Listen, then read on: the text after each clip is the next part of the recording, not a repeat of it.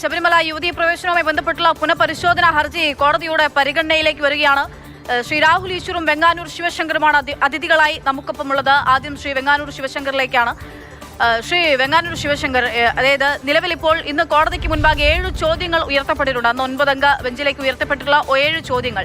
ആ 7 ചോദ്യങ്ങൾ എന്ന് പറയുന്നത് അത് മതപരമായിട്ടുള്ള കാര്യങ്ങളാണ്, മതവും വിശ്വാസവും തമ്മിലുള്ള കാര്യങ്ങളാണ്. ആ ചോദ്യങ്ങൾ പരിഗണിക്കുകയും ഒപ്പം എന്തൊക്കെയായിരിക്കും ഇന്ന് കോടതിയിൽ നടക്കുന്ന നടപടിക്രമങ്ങൾ എങ്ങനെയാകും, ഈ സത്യവാങ്മൂലം നൽകുന്നതിലേക്കൊക്കെ സംസ്ഥാന സർക്കാരൊക്കെ മാറ്റുന്നതിലും തിരുത്തുന്നതിലൊക്കെ എത്ര കാലതാമസം ഉണ്ടാകാനുള്ള സാധ്യത? മാഡം, ഇന്നിപ്പോൾ പ്രധാനമായി സംഭവിക്കാൻ സാധ്യതയുള്ളത് പാർട്ടീസ് തമ്മിൽ, അതായത് കണ്ടസ്റ്റിംഗ് പാർട്ടീസ് തമ്മിൽ ഇത് എപ്രകാരം കേൾക്കണം, എന്ന് കേൾക്കാൻ കഴിയും എന്നുള്ളതിനെ സംബന്ധിച്ചൊരു കൺസെൻസസ് ഉണ്ടാകാനുള്ളൊരു ശ്രമമായിരിക്കും ഇന്ന് നടക്കുന്നത്. അതായത് ഇതൊരു 5 ജഡ്ജിമാരടങ്ങുന്ന ഒരു ബെഞ്ചാണ് ഒറിജിനൽ കേസ് ഡിസ്പോസ് ചെയ്തത്. അപ്പോൾ സ്വാഭാവികമായിട്ടും അത്തരത്തിലുള്ളൊരു സ്ട്രെങ്തോ അതിൽ കൂടുതൽ സ്ട്രെങ്തോ ഉള്ളൊരു ബെഞ്ച് മാത്രമേ ഒരു റിവ്യൂ പെറ്റീഷൻ കൈകാര്യം ചെയ്യാൻ സാധ്യതയുള്ളൂ, അല്ലെങ്കിൽ പറ്റുകയുള്ളൂ എന്നർത്ഥം. അപ്പോൾ അതുകൊണ്ട് ഇന്ന് ഈ റിവ്യൂ പെറ്റീഷൻസ് ഏതാണ്ട് 50-ലധികം റിവ്യൂ പെറ്റീഷൻസ് ഉണ്ട് എന്നാണ് എൻ്റെ ഒരു അറിവ്.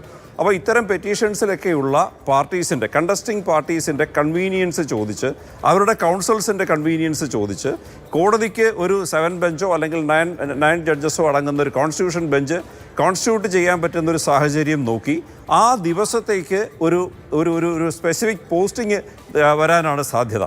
അതിൽ സ്വാഭാവികമായിട്ടും ഈ പറഞ്ഞ രാഷ്ട്രീയ മാനദണ്ഡങ്ങൾ, അതുപോലെ തന്നെ ഇലക്ഷൻ തുടങ്ങിയ സംഗതികളൊക്കെ പല വക്കീലന്മാരും പല കക്ഷികളുമൊക്കെ പലതരം അസൗകര്യങ്ങളായി ഉന്നയിക്കാൻ സാധ്യതയുണ്ട്. അതുകൊണ്ട് സാധാരണഗതിയിൽ ഈ സർക്കാരിന് വേണ്ടിയും അല്ലെങ്കിൽ അത്തരത്തിലുള്ള താല്പര്യങ്ങളുള്ള ആളുകൾക്കൊക്കെ വേണ്ടിയിട്ടുള്ള വക്കീലന്മാർ ഇത് ഇലക്ഷൻ കഴിഞ്ഞൊരു ദിവസത്തേക്ക് മാത്രം ഇത് ഷെഡ്യൂൾ ചെയ്യുന്ന രീതിക്ക് കൊണ്ടുപോകാനാണ് സാധാരണഗതിയിൽ സാധ്യത.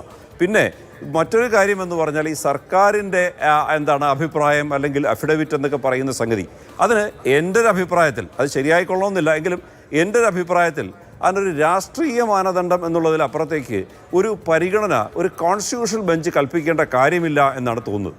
കാരണം ഈ കേസിൽ ആർട്ടിക്കിൾ 25 പിന്നെ ആർട്ടിക്കിൾ 51E, അതായത് ഈ മതസ്വാതന്ത്ര്യം എന്ന് പറയുന്നതും പിന്നെ അത്തരത്തിലുള്ള സ്ത്രീകൾക്കെതിരെയുള്ള വിവേചനം അല്ലെങ്കിൽ അത്തരത്തിലുള്ള സയൻറ്റിഫിക് ടെമ്പർ തുടങ്ങിയ 51E പറയുന്ന കാര്യങ്ങളാണ്. അപ്പോൾ കോൺസ്റ്റിറ്റ്യൂഷൻ ബെഞ്ച് പരിഗണിക്കുന്നത് എപ്പോഴും ഈ ആർട്ടിക്കിൾ 25 അല്ലെങ്കിൽ ആർട്ടിക്കിൾ 51E തുടങ്ങിയ 14, 16 അതൊക്കെയുണ്ട്. അത്തരത്തിലുള്ള സംഗതികളിലേക്ക് മാത്രമായിരിക്കും ലിമിറ്റ് ചെയ്യുന്നത്. ഒരു മേജർ പ്ലെയർ എന്നുള്ള നിലയ്ക്ക് സർക്കാരിൻ്റെ അഭിപ്രായം സ്ത്രീ പ്രവേശനത്തെ സംബന്ധിച്ച് ചോദിച്ചാലും ആ അഭിപ്രായത്തിൻ്റെ അടിസ്ഥാനത്തിലായിരിക്കില്ല ഈ സംഗതി വരുന്നത്. അതുപോലെ തന്നെ ഈ ആർട്ടിക്കിൾ 25 പറ്റി പറയുകയാണെന്നുണ്ടെങ്കിൽ നേരത്തെ ഇപ്പോൾ NSS അതിനകത്തൊരു പ്രധാന പങ്ക് വഹിക്കുന്ന അല്ലെങ്കിൽ സ്റ്റേക്ക് ഹോൾഡറാണ് എന്നാണ് എൻ്റെ ഒരു വിശ്വാസം. ഇപ്പോൾ ഇതിൽ പല കാര്യങ്ങളും നമുക്ക് അതിൽ അവിടെ ഉന്നയിക്കപ്പെട്ടേക്കാം. അതായത് ഈ ഹിന്ദു കൺസെപ്റ്റ് എന്ന് പറയുന്ന സംഗതി മറ്റ് മതവിഭാഗങ്ങളിൽപ്പെട്ട ആളുകൾ ഫയൽ ചെയ്തിട്ടുള്ള മറ്റ് തരത്തിലുള്ള ഡിസ്ക്രിമിനേഷനെ സംബന്ധിച്ചിട്ടുള്ള കേസുകളിൽ നിന്നും തികച്ചും വ്യത്യസ്തമാണ്. അവിടെയൊക്കെ തന്നെ ദൈവത്തെ സംബന്ധിച്ചുള്ള കൺസെപ്റ്റ് അല്ലെങ്കിൽ വർഷിപ്പിനെ സംബന്ധിച്ചുള്ള കൺസെപ്റ്റൊക്കെ ഹിന്ദു മതത്തിൽ നിന്ന് വ്യത്യസ്തമാണ്. അപ്പോൾ നമ്മളൊക്കെ തന്നെ ഏറ്റവും വലിയ പരബ്രഹ്മം അല്ലെങ്കിൽ അത്തരത്തിലുള്ള സംഗതി പരമഗുരു എന്നൊക്കെ പറയുന്ന നിരാകാരമായ സങ്കല്പത്തിലേക്ക് തന്നെ ഹിന്ദുക്കൾ വിശ്വസിക്കുമ്പോഴും ഏതാണ്ട് 30 കോടി എന്ന് പറയുന്ന വൈബ്രേഷൻസും പോസിബിളാണ് എന്നൊരു വിശ്വാസമുണ്ട്. ഓരോ തരം വൈബ്രേഷൻസും റീറ്റെയിൻ ചെയ്യാൻ വേണ്ടിയിട്ട് ഒരുക്കി കൊടുക്കേണ്ട സാഹചര്യം അല്ലെങ്കിൽ അത്തരം വൈബ്രേഷന് ഫേവറബിൾ ആയിട്ടുള്ള സിറ്റുവേഷൻ എന്താണ് എന്നൊക്കെ തന്നെ ഈ ഹിന്ദു ധർമ്മം അല്ലെങ്കിൽ ഹിന്ദുക്കൾ വിശ്വസിക്കുന്നുണ്ട്. അപ്പോൾ അത്തരത്തിലുള്ള കൺസെപ്റ്റുകളൊക്കെ തന്നെ ആർട്ടിക്കിൾ 25 എന്ന് പറയുന്ന കൺസെപ്റ്റിൽ ഡിസ്കഷന് വന്നേക്കാം.